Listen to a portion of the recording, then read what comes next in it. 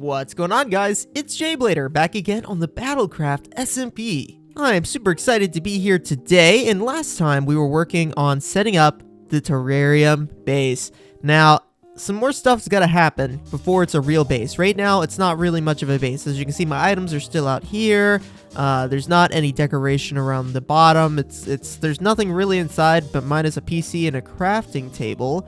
But it does look pretty good, and I'm excited about that. So we gotta move everything inside today to make it an official base. Also, like, I'm out of food, so farming needs to be done. We're gonna tackle that today too, if time permits. And I think with the storage we're gonna set up is a Tom Simple storage. In the last episode, I spoke very briefly about the Tom Simple storage and what it's capable of, and if you haven't seen my Olympus Craft series, then you know that it is an amazing tool that will allow us to set up a storage and access it anywhere in the world, which is definitely what I want to do. But just to get started, we're just going to set up one here at the terrarium jar so that I can access everything really easily. So there's a few items that I need to make, including a comparator, so let me start crafting. Alright, now that we've got that, let's see. The first thing we're going to need to make inventory connector. This is going to be the kind of processing unit for everything. Let's make a few chests. And there we go. Inventory connector. Perfect. So this is going to be the main way we're going to connect everything up. Now we're going to need a terminal, storage terminal, 2 more comparators, some glass. Yep, we can manage that. 1 storage terminal down, and then to connect all of our chests, we're going to need, whoa, polished glowstone? That looks pretty cool.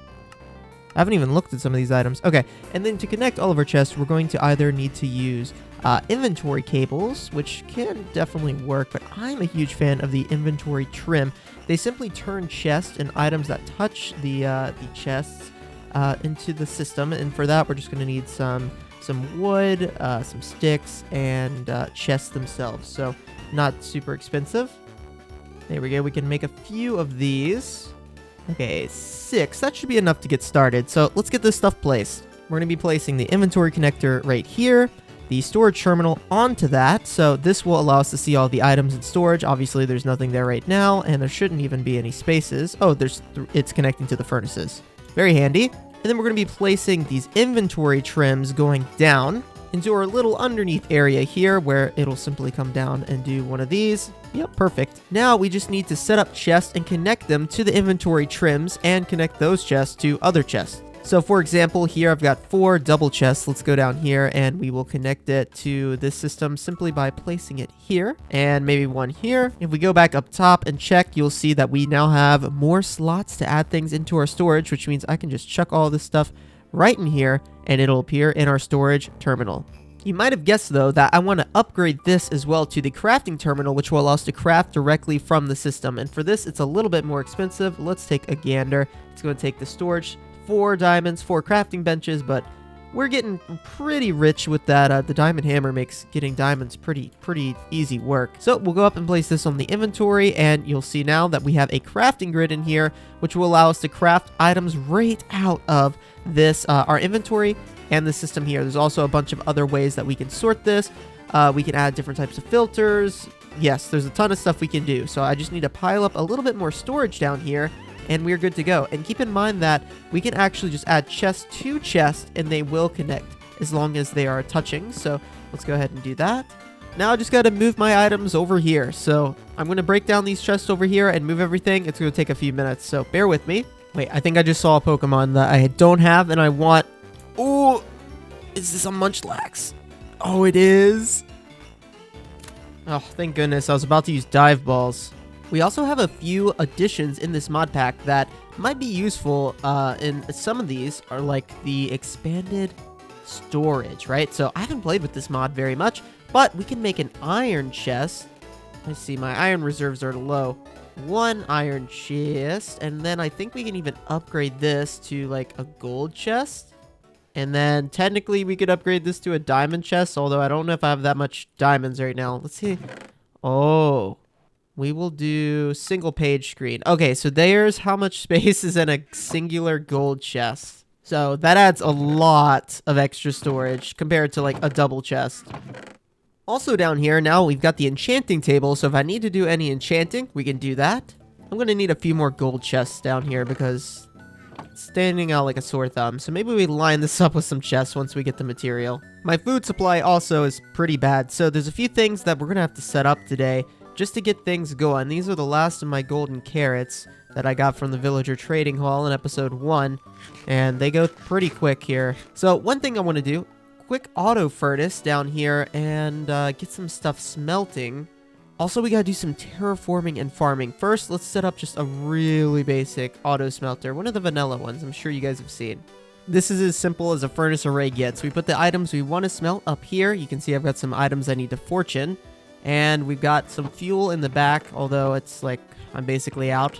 So I'm going to fortune this stuff up, and I've got some diamond ore to fortune while I'm here. 36 diamond ore that we got with the hammer. Yeah, let's see if we can get our diamond supply up and going. Well, that was successful. We got a ton of diamonds now, and that means I can finally stop wearing iron armor, and we can finally upgrade our gear. Some diamond, which is going to require me to get levels to enchant it all, of course. So we might head over to the public bone farm, the skeleton spawner, to get some levels to do that today. I also want to make another hammer. This one is silk touch, but I definitely want to make a fortune one too. I'll showcase this fantastic hammer. Of course, this one has silk touch, which is great. And if I hold shift, you know, the hammer won't do the hammer thing, but if I don't, oh yeah. So like I said, want to get a fortune one too, but if we just strip mine here at this Y level for a little bit, we should be able to find some coal and hopefully a little bit of iron too. Yep, there's that coal. And I feel like I can always use stone, so I don't mind just collecting some of that too. So we're going to do this for a few minutes before I go and enchant this gear. I am fully diamond geared out. Got some decent gear. Of course, we still need a few more enchants. Soul speed would be nice. The shift sneak, of course, swift sneak would of course be super nice, but we got all of that, got some tools going. I still need to nickname a few of these when I get some more levels, but with the addition of the crafting terminal, I'm going to be able to craft some Pokeballs directly in the terminal. So we can browse through here and see which ones we want to make. I personally really like the fast balls. They work best on Pokemon that are fast, so we'll make a handful of those. And then great balls aren't going to be bad either. They're going to be a good just general Pokeball to use. And then I love color coding some Pokeballs, so we're going to color code and create some of the pink rosette balls just in case we want to design our fairy team with the rosette balls. I think that would be really cool. Well, now that I've got a few of every Pokeball, I'll put them in my handy dandy backpack here, and this should keep us nice and stocked up for a bit. Taking a look at our Pokemon, I'm also working on 2 teams. A competitive team where I've got some of the Pokemon that I want to breed starting here, and a fairy type team which is mostly filling up this locker here, including, you know, Mawile, I think would be great, Cutiefly, Cottony, Ralts, Comfey maybe, and, oh, I just got this amazing Ditto. This is like a 70% Ditto, so that was a good catch. I've just been catching things that I see are high IV yields, and because Pokeballs in this compared to, like, Pixelmon are a lot more accessible early. Whoa! I haven't seen one of these yet. Staraptor. This thing's pretty good, too. I think during the rain, my fire-type moves are weakened. Aerial Ace, good amount of damage. Nice. And Darmanitan is level 52. I've also been leveling up our little Rowlet, and it is finally able to evolve. So let's go ahead and do that. If we go over here and click Evolve, we will get a Dartrix.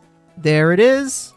So our starter, now a Dartrix. Really awesome. We're going to level it up a little bit more and eventually get the final evolution. I also want to mention a great item that I want to craft, which is the Magnum Torch. Let's go ahead and search it up over here.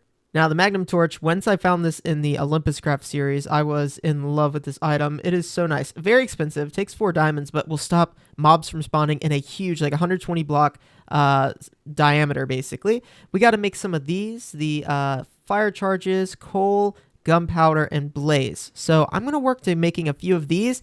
1, 2... 3, 4, 5. We'll just do 5 for now, and I'm going to go place these before some mob spawn. Magnum Torch is set up. It's time to do some terraforming and some farming.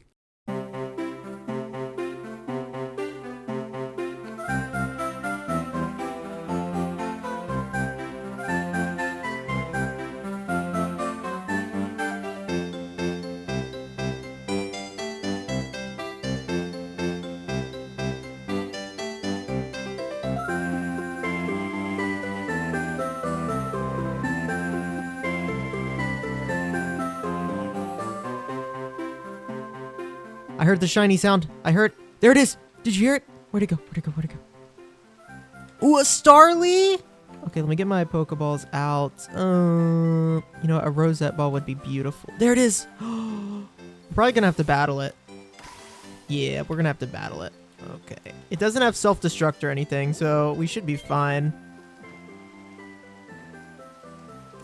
Yes! Let's go!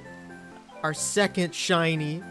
Whoa. The IVs are not bad. Look at that. Pardon the rain, but we've got everything planted here that I've got so far. I've got a ton of different types of berries that I've collected either by exploring out in the wild or by going to people's bases or defeating Pokemon that drop certain berries. Some of these, like the Koba berry, I believe are kind of rare, while other ones like the cherry and orange, you can find more naturally. Of course, we have the vanilla crops here, a few rows of those. The flax from supplementaries, this just relates or turns into strings.